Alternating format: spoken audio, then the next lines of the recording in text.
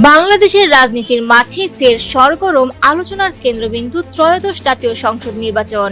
আজ রোববার বিকেলে নির্বাচন ও সমসাময়িক পরিস্থিতি নিয়ে তিনটি গুরুত্বপূর্ণ রাজনৈতিক দলের সঙ্গে বৈঠকে বসছেন প্রধান উপদেষ্টা ডক্টর মোহাম্মদ ইউনূস। প্রধান উপদেষ্টার প্রেস সচিব শফিকুল আলম জানিয়েছেন, আজ দুপুর ৩টায় বিএনপির সঙ্গে বৈঠক করবেন তিনি। এরপর বিকেল 4:30টায় বৈঠকে বসবেন জামায়াতে ইসলামী নেতাদের সঙ্গে। আর সন্ধ্যা 6টায় আলোচনায় অংশ নেবে ন্যাশনাল কংগ্রেস পার্টি এনসিপি।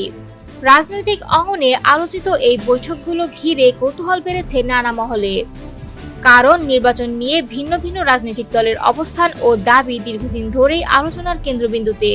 এবার অন্তর্বর্তী সরকারের নেতৃত্বে সরাসরি আলাপ আলোচনার নতুন সম্ভাবনার দ্বার খুলতে পারে বলে মনে করছেন বিশ্লেষকরা। গতকাল শনিবার যমুনায় অনুষ্ঠিত এক গুরুত্বপূর্ণ সভায় বৈঠকের এই সিদ্ধান্ত নেওয়া হয়।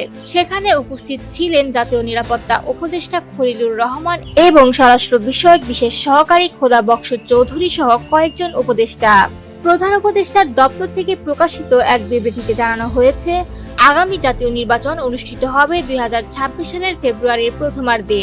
এটি বাংলাদেশের জনগণের প্রতি অন্তর্বর্তী সরকারের একনিষ্ঠ অঙ্গীকার। বিবৃতিতে আরো জোর দিয়ে বলা হয়েছে, নির্বাচন বিলম্বিত বা বানচাল করার যে কোনো ষড়যন্ত্র, বাধা বা প্রচেষ্টা দৃঢ়ভাবে প্রতিহত করা হবে। গণতন্ত্রের পথে অগ্রযাত্রা রুখতে কোনো অশুভ শক্তিকে সুযোগ দেওয়া হবে না।